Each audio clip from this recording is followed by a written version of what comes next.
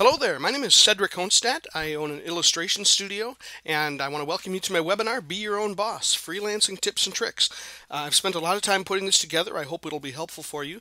I want to spend some time, whether you are an experienced freelancer or a beginning freelancer or even just thinking about freelancing, I want to spend some time focusing on a few things that are about the business side of freelancing that they don't always teach in art schools. There's certainly things I didn't learn that I've had to learn the hard way, and through hard knocks and through making mistakes and through going to conferences and reading books and just trial and error, I've put together a whole bunch of stuff that I hope will be really helpful for you to help you to decide if freelancing is a good fit for you and to help you find better clients and make more money.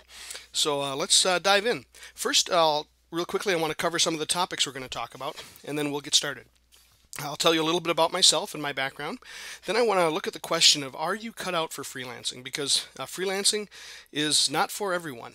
Some people really excel at it and some don't. And while some of that is due to just business mistakes or not maybe necessarily knowing what you're doing, some of it can be a personality thing. So we want to look at whether or not you're cut out for freelancing. Then I want to look at what makes a good freelancer. What can you do that will help set you apart from the rest of the crowd of everyone else who's trying to freelance? Then I want to talk about finding work. What are some things you can do? We're going to talk about building a marketing machine and how you can leverage it to work for you to help you find better clients. And then I want to spend a lot of time talking about how much should I charge. That whole money conversation is really important and rarely gets talked about. So I want to share a few things that hopefully will be helpful to you in having that conversation with clients so that you know how much you should charge and some ways that you can make your freelancing business as profitable as you can so that you have a better chance of staying successful. And then we'll look at some professional practices to kind of wrap up, some things that you can do again that will set you apart from the rest of the freelancing market that's out there, that will make you stand out as someone who's really professional and really a top drawer freelancer. So a little bit about me to start with. I started freelancing in college in around 96, 97, around there. So I had to work. This was back when the internet was brand new, so it was a different world than it is now. I mean, brand new. A lot of people were still wondering about what this whole email thing was and all that stuff. But I started freelancing in college. I worked part-time jobs for 2.5 years after I graduated college, before I felt like I had enough freelance income and repeat freelance work that I could cut the strings and do it full time. So in today's world, that would, I mean, it's not even a comparison. I can't really say whether it would have been faster or slower or how that would have worked, but that's my background. So ever since then, I've been doing freelance full time, and I've never really had a real job. I've always been freelancing. These are some of the clients that and brands that I've done work for, either directly or through an ad agency or another design firm that was working for them and wanted to bring me on to help. But in all that time, I've been able to gradually get to where I've got a wife and kids and a house that's all on just my income. And it's pretty cool because I get to work at home, get to wear my slippers to work if I want, and I really love freelancing. Really quickly, I want to show you a few of the projects I've worked on just to kind of give you a sense. I've experimented with all sorts of different things as a freelance artist, as a freelance illustrator. I've tried all sorts of things. I've done cereal boxes recently. But I've also done illustration for websites, for Flash animation. This was for a treehouse for a website for an electric company that wanted to create a site full of games for kids, and they'd go into the treehouse to play the games. Greeting cards is an industry that always needs freelancers. I do a lot of advertising comp art. Ad agencies and marketing firms often will use quick, rough sketches to pitch ideas to clients who they want to sell to, who may not necessarily be very creative themselves. They may be good business people. They may be, the owner of a company or a small business owner who is hiring an ad agency to help them launch a product or get an idea out there or create a commercial, but they themselves don't know much about it. So they need artists who can whip something together really quick, who can help pitch that idea to them. Storyboards also. There's a big need in the advertising world for storyboards to help pitch commercial ideas. These were for an ad agency that wanted to pitch some ideas to Walmart for Christmas, and so they asked me to just do some really quick, rough concepts of 3 of those ideas and what that might look like. I do a lot of work in the toy industry as well. One of my clients makes a lot of the toys that show up in bakeries. If you ever go to your local grocery store or Walmart and you go to the bakery, you'll see birthday cakes that have licensed characters on them, like SpongeBob or Spider-Man or something. One of my clients makes a lot of those toys for that cake industry, and so they hire me sometimes to help develop and pitch ideas to the clients that will ultimately get made into toys. I also do. I've created mascots for small businesses. I've done a few of those. This was for a swim school chain of swim schools in Michigan that needed a goldfish mascot, and so I worked up some rough concepts, and that's the final design on the right.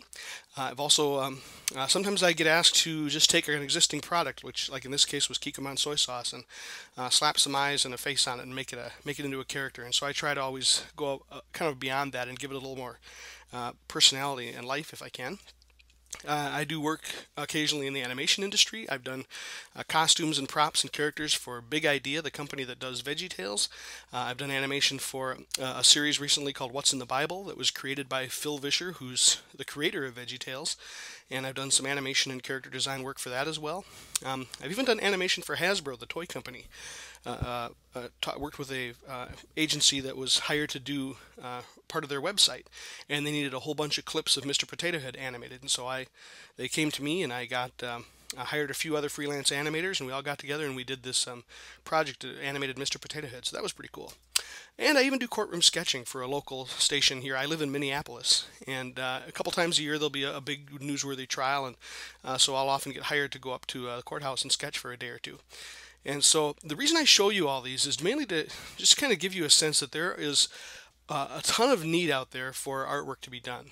There's lots of places that you can find work as an artist. Some pay better than others, but good freelancers are always needed. Notice I didn't say freelancers, I said good freelancers. If you're a good freelancer, if you can establish yourself as someone who's talented and professional and knows what they're doing, there's always going to be opportunities for you. And here's just a list of some of the ways that you can, some of the industries you can get work in as an artist. The thing that sets most successful freelancers apart, though, is not talent. Talent isn't really enough. What really sets a lot of them apart, I think, is business skills.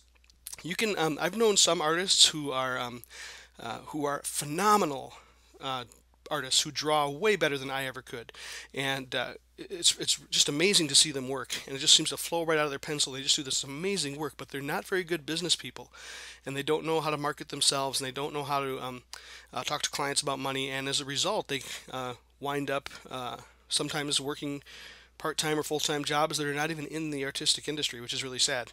And I've known other artists who are maybe not as good, not as talented, but are phenomenal business people and can actually make a pretty decent living. And so being talented is not enough. If you can combine talent with at least a decent grasp of some basic business skills, you can really have a much better chance of succeeding in this field than most. And I do want to throw in a disclaimer really quickly before we get too far. And I want to say that I want to be clear that I'm not misunderstood. I'm not trying to give a bunch of things that I think are silver bullets, that there are no guarantees in freelancing or in anything really nowadays. With the way society is changing and technology is changing, the ground is constantly shifting beneath our feet. And so the stuff that, even as a freelancer, the things that worked for me 5 years ago or 10 years ago, in many cases won't necessarily work now. And the things that are working now may not be effective in another 5 years. So there's always this kind of reinvention going on, this trying to, well, in hockey they have a saying that you don't skate where the puck is, you skate where the puck is going. And so you're always trying to look ahead and see how is the industry changing and what new trends are showing up, and how can I adjust my business model to go with that. So I guess what I'm trying to say is that the things in this presentation, over the years I've thrown a lot of darts at the dartboard, and I've tried a lot of things, and some have worked and some haven't. So these are a collection of things that by and large have worked for me, but there's no guarantee that they're going to keep working.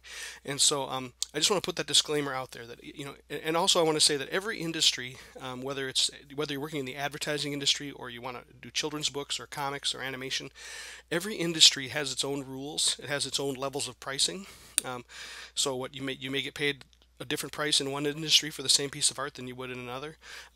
And so what works in one industry might not necessarily work in another. So the game is always changing and the rules are always changing. And so I just want to throw out this webinar as a bunch of ideas that things I hope will be helpful, but you may have to take and adapt them as you grow your own freelancing business.